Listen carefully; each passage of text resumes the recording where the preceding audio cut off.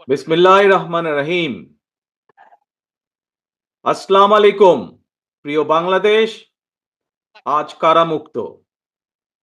পুরো বাংলাদেশটাকেই বিগত 15 বছর ধরে বন্দি করে ফেলা হয়েছিল।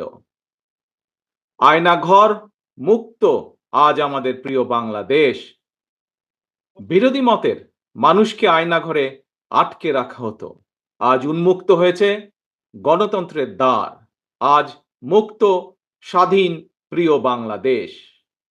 প্রিয় বাংলাদেশের সাহসী ছাত্র জনতাকে বিরচিত অভিনন্দন।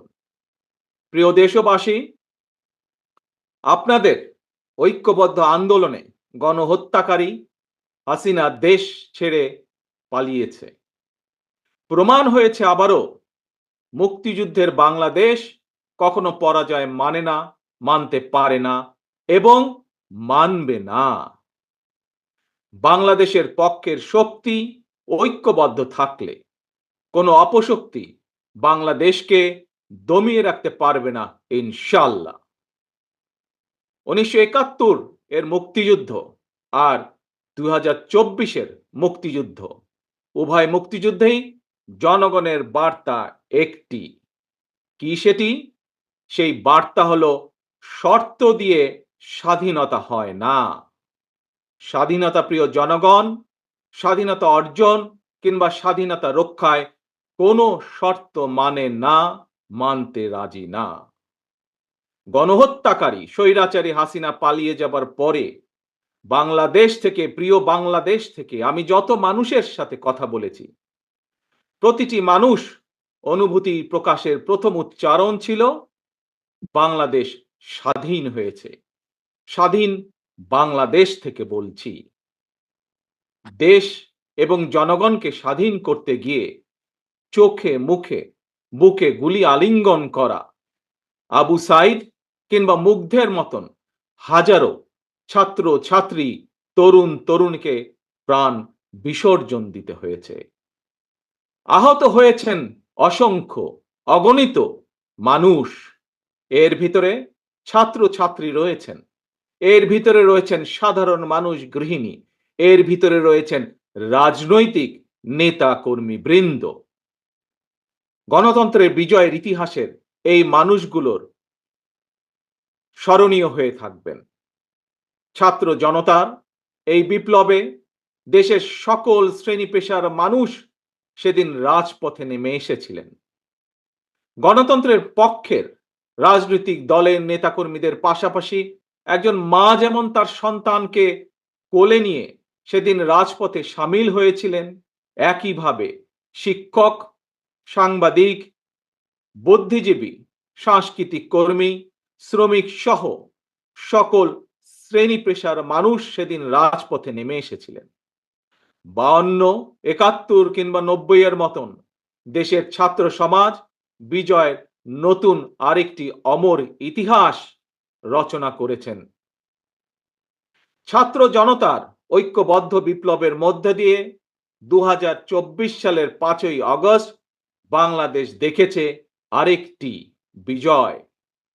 আমি বিএনপি সহ গণতান্ত্রিক আমি প্রতিটি রাজনৈতিক দলের পক্ষ থেকে দলমত নির্বিশেষে অভিনন্দন জানাই বাংলাদেশের বীর জনতাকে। প্রিয় দেশবাসী, হাজারো শহীদের রক্তের বিনিময়ে অর্জিত স্বাধীনতার গৌরবকে কালেমুক্ত করার ষড়যন্ত্র এরই ভিতরে আবার শুরু হয়ে গিয়েছে।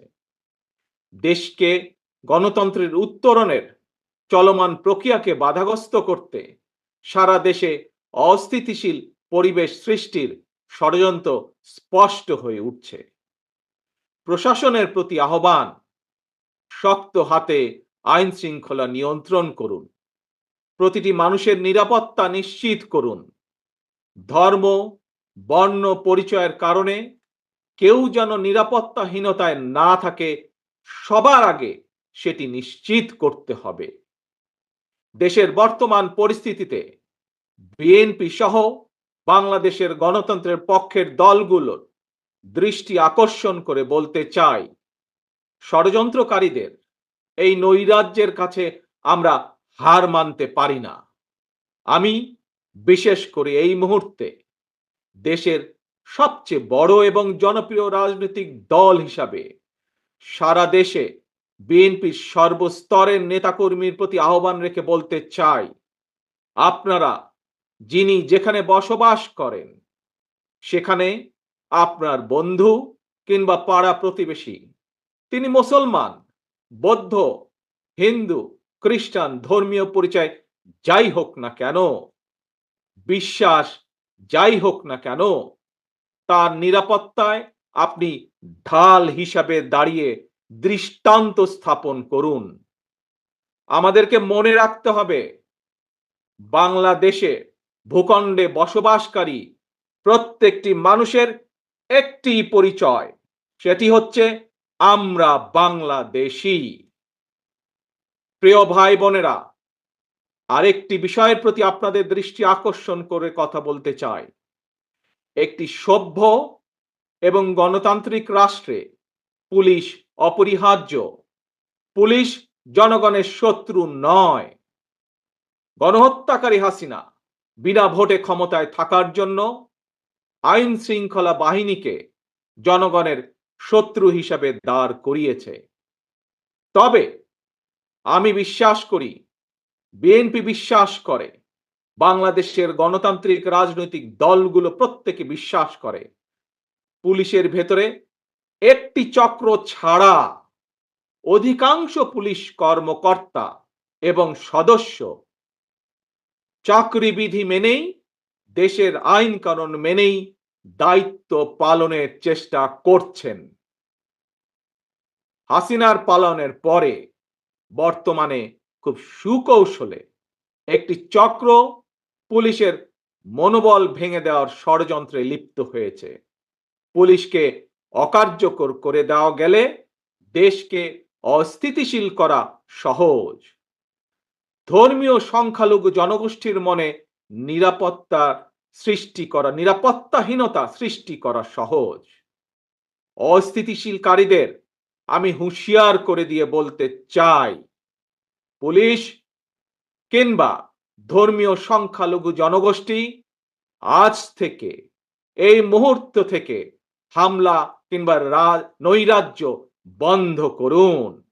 এমনকি কেউ বিএনপির নাম ব্যবহার করে কোনো অপকর্ম করতে চাইলে তাকে ধরে আইনে হাতে তুলে দিন। কোন পুলিশের বিরুদ্ধে কোনো সুনির্দিষ্ট অভিযোগ থাকলে সংশ্লিষ্ট কর্তৃপক্ষের কাছে যথা নিয়মে অভিযোগ দায়ের করুন। দেশবাসীর প্রতি আমার বিনীত আহ্বান, কেউ দয়া করে নিজের হাতে আইন তুলে নেবেন না। প্রতিহিংসা, প্রতিশোধে লিপ্ত হবেন না দয়া করে। বিচারের ভার নিজ হাতে দয়া করে তুলে নেবেন না। কেবল দৃষ্টান্ত অনুসরণ নয়, নিজেই দায়িত্বশীলতা এবং মানবাধিকার দৃষ্টান্ত স্থাপন করুন। প্রিয় ভাই বোনেরা, অতীত সমালোচনা কিংবা নৈরাজ্যের বদলে নৈরাজ্য কোনো সমাধান হতে পারে না, বরং বিশ্বের সঙ্গে তাল মিলিয়ে আমাদেরকে এগিয়ে যেতে হবে। শাসন প্রশাসনকে সময় উপযোগী করে গড়ে তোলা এখন সবচাইতে গুরুত্বপূর্ণ সময়ের দাবি। জ্ঞান ভিত্তিক রাষ্ট্র সমাজ নির্মাণের লক্ষ্যে নিয়োগ কিংবা প্রমোশনে মেধার সর্বোচ্চ অগ্রাধিকার থাকতে হবে। দেশকে আমদানি নির্ভর কিংবা বৈদেশিক নির্ভরতা থেকে বের করে আনতে হবে আমাদেরকে। দেশীয় উৎপাদন এবং উৎপাদনের প্রযুক্তিগত নির্ভরতা বাড়াতে হবে। দেশে কর্মসংস্থান তৈরি করে বেকার সমস্যার সমাধান দ্রুতই চেষ্টা করতে হবে সমাধান করার জন্য। গার্মেন্টস, শ্রম, ঔষধ, আউটসোর্সিং সহ সম্ভাবনায় খাতগুলোকে নিয়ে রফতানির বাজারের আওতা আমাদেরকে যে কোনো মূল্যে বাড়াতে হবে। প্রযুক্তি নির্ভর এবং কর্মমুখী শিক্ষা ব্যবস্থা চালু করে দেশে বিদেশে শ্রমবাজারের প্রতিযোগিতায় টিকে থাকার মতো দক্ষ এবং মেধাবী প্রজন্ম গড়ে তুলতে হবে। স্বাস্থ্য চিকিৎসা ব্যবস্থাকে আধুনিক এবং বাস্তবসম্মত করার লক্ষ্যে প্রাথমিক স্বাস্থ্য সুরক্ষা নীতির উপরে অবশ্যই গুরুত্ব দিতে হবে। সবার জন্য সুবিচার নিশ্চিত করতে আইনের শাসন নিশ্চিত করা অবশ্যই প্রয়োজন এবং নিশ্চিত করা হবে। প্রিয় ভাই বোনেরা, দেশে কিংবা প্রবাসে এমন অনেক বাংলাদেশী রয়েছেন যারা জ্ঞানে বিজ্ঞানে অভিজ্ঞতায় সমৃদ্ধ। প্রচলিত রাজনৈতিক ব্যবস্থায় বিজ্ঞদের এরকম অনেকেই সংশ্লিষ্ট হতে চান না।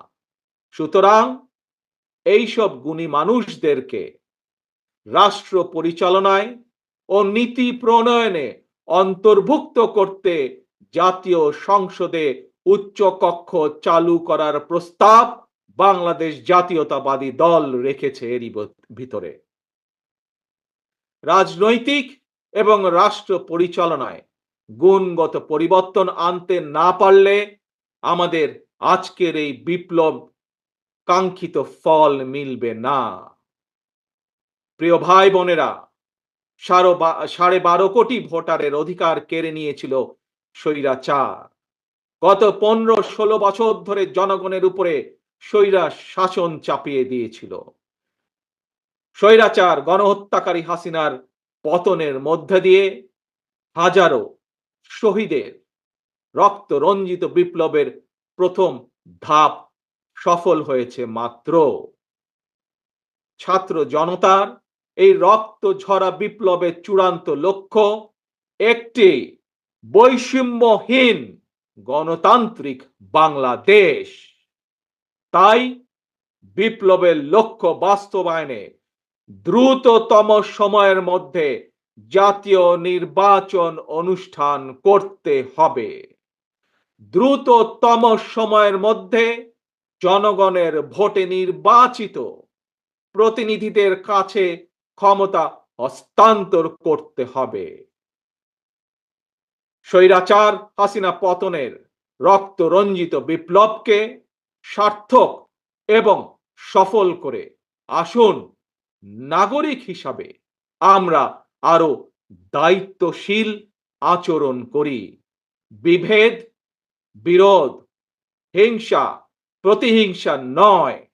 আসুন সবাই মিলে রাষ্ট্র এবং সমাজে মুক্তিযুদ্ধের মূল মন্ত্র সাম্য, মানবিক মর্যাদা, সামাজিক সুবিচার প্রতিষ্ঠা করার শপথ গ্রহণ করি। নতুন প্রজন্মের জন্য একটি দুর্নীতিমুক্ত এবং জবাবদিহিমূলক একটি নিরাপদ গণতান্ত্রিক বাংলাদেশ আমরা গড়ে তোলার সর্বোচ্চ চেষ্টা করি।